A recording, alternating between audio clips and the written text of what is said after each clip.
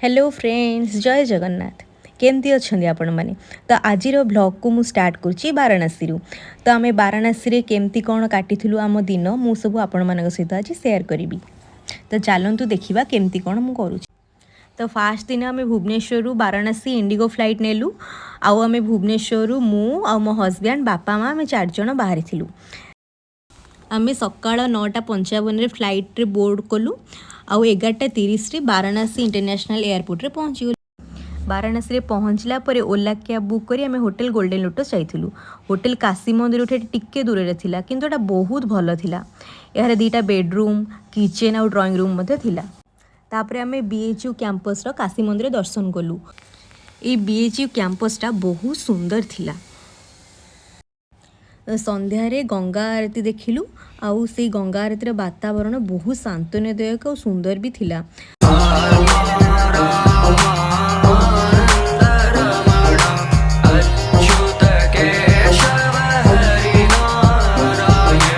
परे आमे केसरिया थाला जाई बफेट रो मजा नेलु। तापर दिन सकाळे आमे कैब धरी अयोध्या गलु। आउ दर्शन पाई आमे टिकेट ऑनलाइन रे आगुआ बुक कर देइथिलु। दर्शनटा किंतु फ्री थिला बट आमर 30 मिनिट भितर दर्शन सरी जाइथिला। किंतु जदि आपनको माने आपन ट्राई करू जदि टिकेट नाही तेबे आपन लाइन रे लागि मध्ये दर्शन करि परिबे किंतु टिकेट टाइम लागि पारे। आमर स्लॉट बुकिंग थिला। ठीक टाइम रे आमे पहुंची दर्शन कलु। हनुमान गली टेम्पल एंड सरयो घाट मध्ये बुली देखिलु। तापरे अयोध्या एबे बहुत डेभलप होई खूब सुंदर मध्ये देखा जाउची। हजबैंड को फ्रेंड्स माने मध्ये आम सह जॉइन कले। आउ आमे माने समस्ते मिसी सिटी खूब एंजॉय कलु। रघुपति की जय बोले लक्ष्मण राम सिया का हो अभिनंदन अंजन। तो तापर दिन मॉर्निंगटा आम बहुत स्पेशल थिला। माने आमे गंगा क्रूज बुक करथिलु। यार अनुभूतिटा बहुत ही भल थिला। माने मोर गोटे इच्छा थिला एटी बसिया पे तो मु बसिली मते बहुत ही बढ़िया भी लागिला।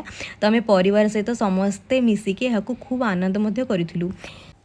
आमे अलकानंदा क्रूज बुक करिथिलु।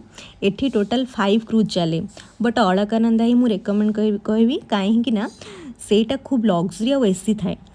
आउ पर हेड एठी 1000 चार्ज नियंती एंड ऑनलाइन बुकिंग ही ओनली अवेलेबल अच्छी। सेथिरे आपन को coffee and cookies free of cost रे मिले। क्रूज रे गंगा नदी भ्रमण खूब आनंददायक।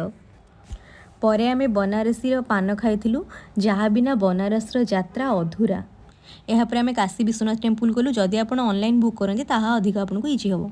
से दिन यूपी रो चीफ मिनिस्टर योगी आदित्यनाथ मध्ये आस्थिले जहाँ द्वारा कि भीड़ अधिक थिला। तापरे आमे सारनाथ टेम्पल गलु जोठी कि आपण बुद्धंकर मूर्ति बहुत सुंदर भाव देखा पाइबे। तापरे से दिन राति आमे डिनर बाटी चोखा रेस्टोरेंट रे कलु जोटा कि बनारस रे फेमस थिला। आउ सेठारे खाइबा ओ बहुत टेस्टी थिला।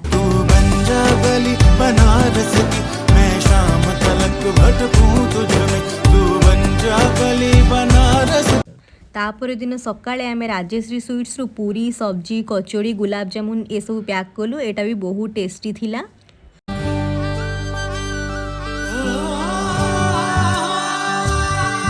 यहाँ पर आम फ्लाइट सकाळे 11 थिला।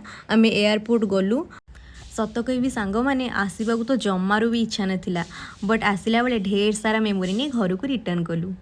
तो आज ब्लॉग को मुझे रखुच्छी। मो ब्लॉग आपण मानकु केमती लागिला आपण कमेंट रे जणेबे और सब्सक्राइब करिया को जमारू भी भूलिबेनी। जय जगन्नाथ।